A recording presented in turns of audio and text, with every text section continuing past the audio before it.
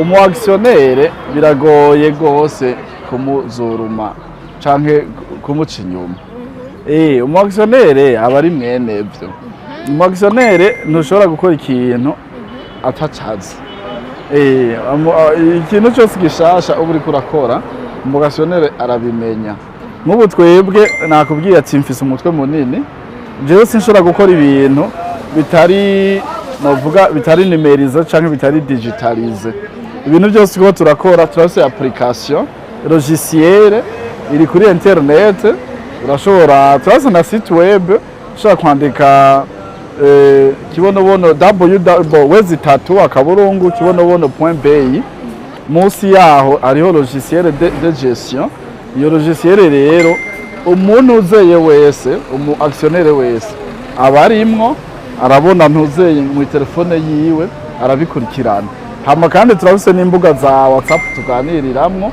Rero umu actionnaire biragoye kugira ngo umuce inyuma umunyanganye kiretse nyene sinzi. Hanyuma mugabo kandi ntibikunda ko ushobora gutanga 250 ngo bareke kuguha resi, bareke kuguha ikarata y'ubunywanyi, bareke kuguha icemezo cy'uko uri umunyamutahe. Mu Kirundi bavuga ngo umuntu ngo aturuka buka ngo agataha bunyama. Turiho aragajambo nako ndavuga ngo onene pour mourir. Twavutse tubaho kugira dupfe. Turiho ariko tuzopfa muri make. Ntitubaho kugira dupfe mbwa turiho ariko tuzopfa. Rero umuntu no munsi urashobora kuzana 250,000 yawe. Washika ngaho ugasanga urupfu nago nirusezerana uritavye Imana.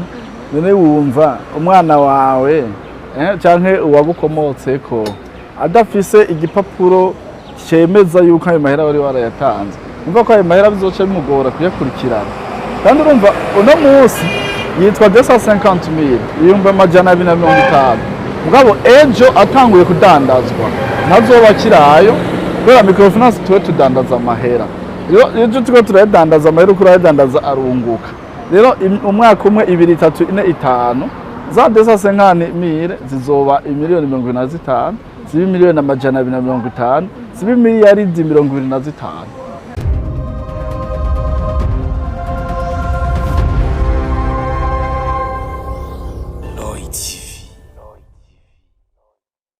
Anga umuntu yari mu Kibonobono bikazogenda nkuko twavyumvikanye n'abakenya, iyo noti bakayiduha ku mwimbu twiteze mu mirimo twarimye.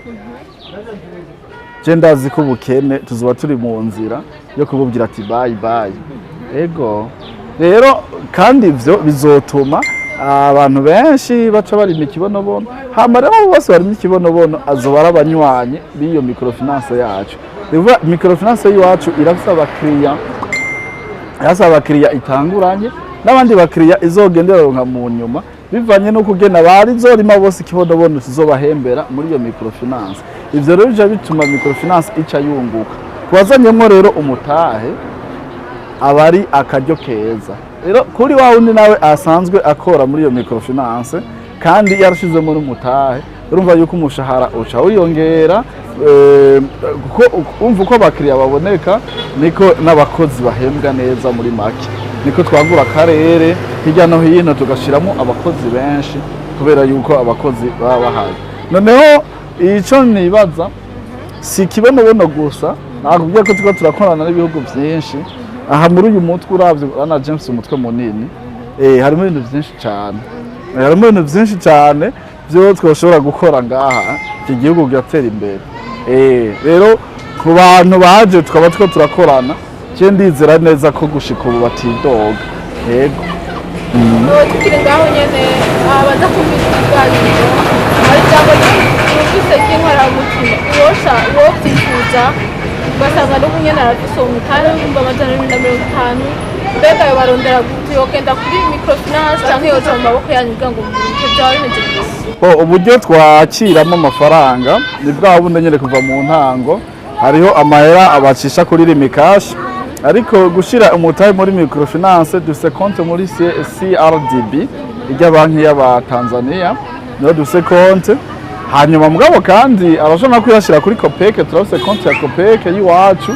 apfa kubitubwira wabonye hajya hariho abantu batonda ngaha ku kazi nico gikorwa bajejwe kwakira ivyo bintu no kubitandukanya no guca bandikira ibyo bitwita ivyemezo vy'uko umuntu aba ari umunyamutahe ko amahera yiwe yashitse baca bimurungikira yashitse ngaha ni sawa naho toba yashitse ngaha bashobora kubimurungikira kuri email canke kuri WhatsApp rero canke bakadusanga kuri biro ajya mwengira mwashitse musanga hari abantu bagiye none hari nabo mwabonye bari baje kuriha kandi abantu bariko baraza ku bwinshi baravyitabira reka mbwire abariko baradukurikirana wewe usigaye inyuma umenye yuko uriko uratangwa cane uriko uracererwa gose ivyo tuko turakora n'ibizima nizera yuko inyuma y'ikiganiro turaja kuvugana mwebwe kumbure hariho n'abandi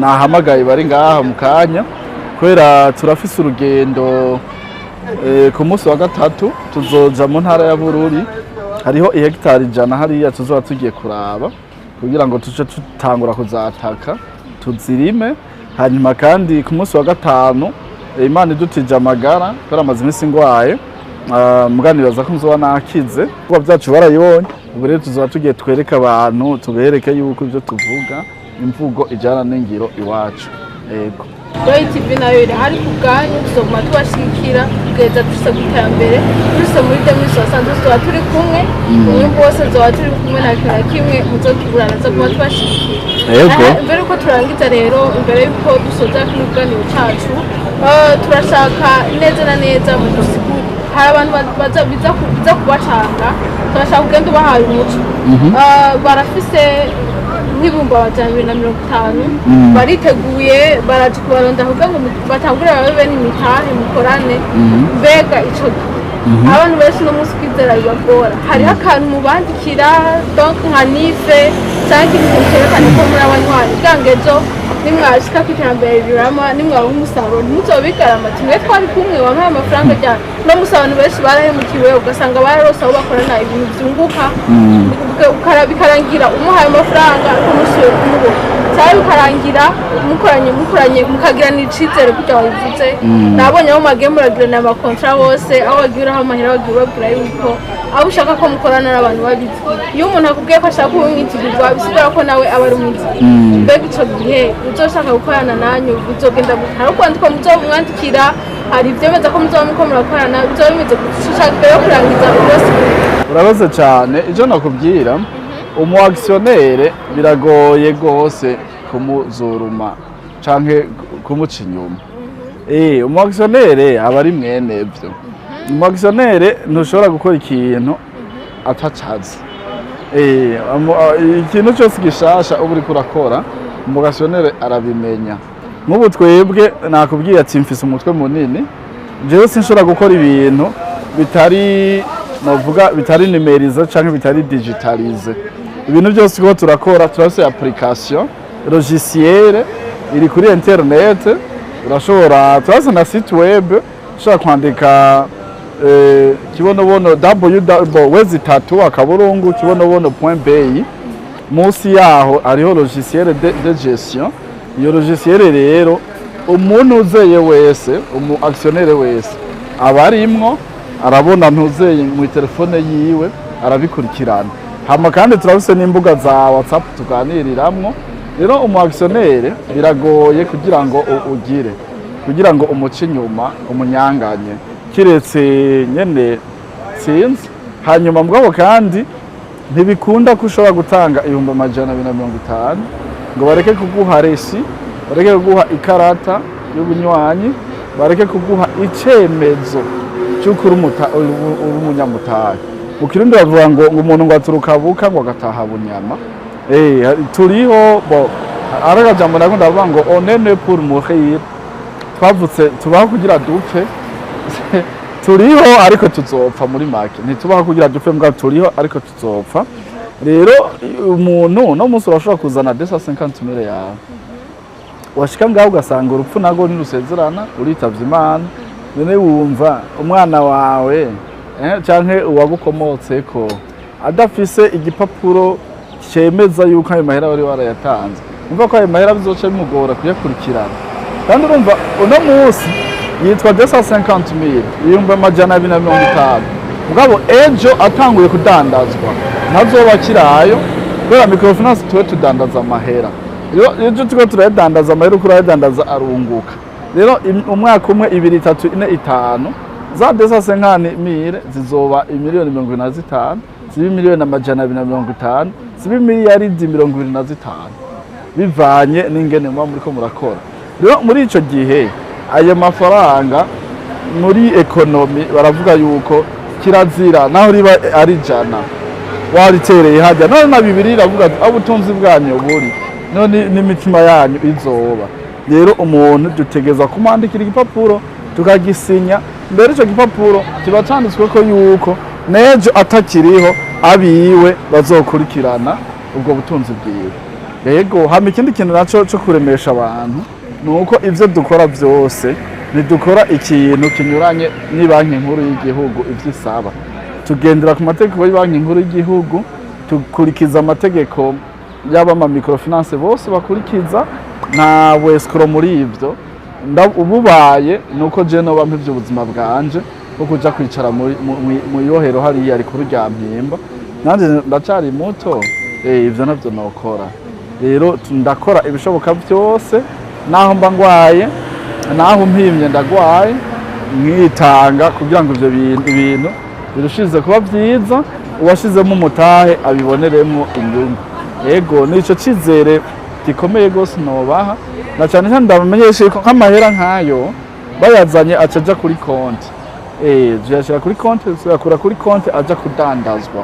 Yego tugushimire cyane. Mbere ko turangiza watubwiye ko mwarimye ariko mu kwezi kwa gatatu nimba niyenze ko kwa kane kumbure gutyo bimwe bizoba byeze. Mbega none ko mu ntango mwatubwiye ko ikibonobono mu ceze kizovamo igitoro cyangwa amahera y'agaciro bimeze muzogushora ngahe mu Burundi cyane n'ibyo muzogushora hanze bimeze gute? Mu Burundi nta soko ihari.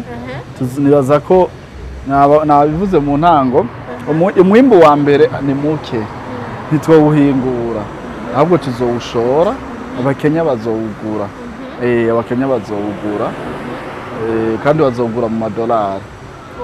Yego kandi azora amahera ashimishije.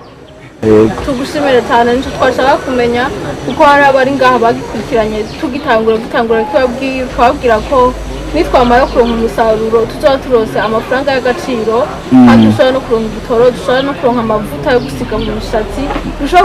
Ajya amavuta turayafise, turasa amavuta y'ikibonobono abayakeneye kurya twabibasiguriye. Ni amavuta azimvye cyane, hajya hari igikinju avuga ko aya mavuta ayakoresheje imyaka 32 aba mu bihugu bibiri, aba mu Bigiye akaba no muri Flora muri Amerika.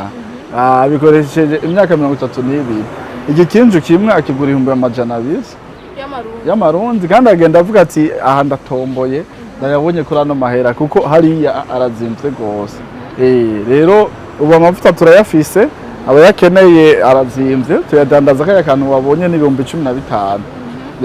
Kandi nibaza yuko abo bari bamaze imisi bankurikirana marabonye yuko hariho n'iyindi entreprise yatanguye gukora ry'amavuta ngaha nyene mu Burundi. Ego rero amavuta arahari, imbuto zirahari, imirima nabemereye ko tuzoyibereka.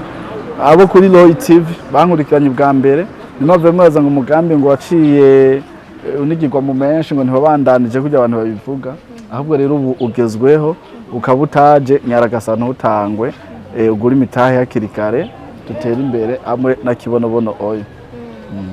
Murumvise ko rero tutaraze amasigara cicaro ibyo byadusiguriye agitangura atubwira ko tugiye kuronka amafaranga y'agaciro, tugiye kuronka amavuta meza yo mu mishatsi, tugiye kuronka kandi igitoro n'ibindi bigiye bitandukanye. Murumva ko bimwe muri ibyo bigiye kuzoboneka mu kwezi kwa kane.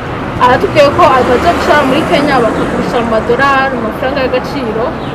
ibijyanye n'amavuta nayo arahari, abamama cyangwa abakobwa bakeneye kugira imishatsi isa neza, agacupa kamwe kangana na kajya ka glycerine wavyukadanza 12,000 15 abidandaza 15 numva yuko atari amafaranga menshi kuko amavuta yo mu mutwe yarazimvye, hari na 25 ya 30 kuduga, rero arahari ku bwanyu mugira imishatsi isa neza. Ndabashimiye cyane rero, shimiye cyane kibonobono oyo novuga ko umugambi yatangura n'umugambi mwiza cyane ku gihugu cacu, aho ariko arahubuzi abantu benshi, ariko arasaba n'abanyamitahe kuza 250 n'amafaranga make, nta projet nimwe yakoramo ngo yunguke, meme naho rondera nkuko ngo worora amafaranga ni make zice zikeneye ibyo zirya, ariko baravuze ati kuri amafaranga make ndabakeneye uko nyene dutangurane, nyuma y'imyaka 5 canke imyaka 10 azoba yungutse amamiliyoni n'amamiliyoni. Ufise 250 abajana buno munsi ushaka kuyagura ikirato kimwe ukacambara bigahera, cyangwa ukagenda mu kabari ukahagera umwe akabara hese, ariko yazanye muri kibonobono wowe muri koperative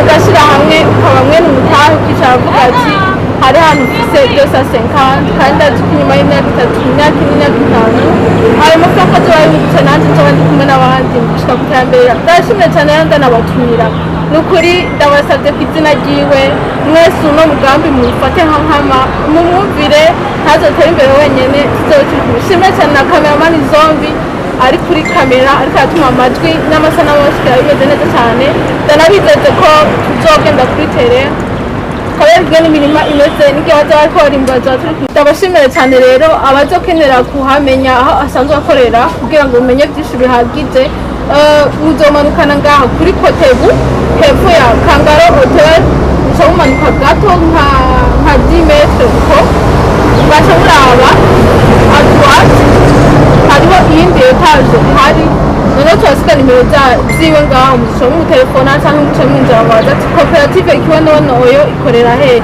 bazoca babereka muzoba mwacu. Ndabashimiye cyane rero abatari subscribe mugire subscribe mugire mukurikirana ibiganiro bya Roy TV, amakuru mashasha yizewe. Au revoir. Ciao.